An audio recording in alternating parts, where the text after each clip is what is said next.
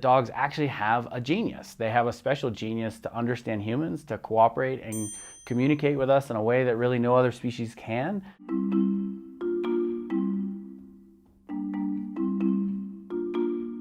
If you look at dogs and their success as a species, it's kind of a remarkable story. We know dogs began being domesticated 14 to 25,000 years ago. They evolved from wolves. And sadly, wolves are endangered everywhere they're found, and dogs are found everywhere where you find humans, and they are anything but endangered. And it's all about forming a relationship with us. When we make eye contact with them and when we're physically interacting with them, it is causing a neurophysiological response that is the exact mirror of what happens as parents bond with their newborn infant. It leads to bonding and social concern.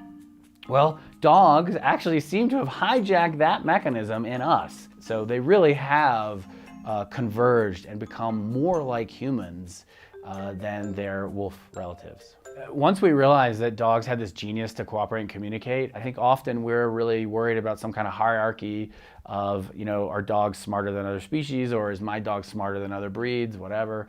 That's just not the case when you actually study dog psychology. Dogs have different types of intelligence. Each of these types of intelligence, they vary independently from one another. So that means if you're a really great communicator as a dog, it doesn't mean that you have amazing working memory that you rely on. If you're a dog that really is incredibly skilled at using inferential reasoning to solve problems, it doesn't mean that you're a dog that necessarily has a lot of empathy relative to other dogs. So these things vary independently, and that's then what is those are the ingredients for all the different recipes of personality that then we get to enjoy for all those individual dogs we each fall in love with. Some of the things dogs are doing today that even 10 years ago they wouldn't be doing is their dogs trained as cadaver dogs to find people who have died, people who are missing. There are dogs that are being used to sniff out a variety of cancers.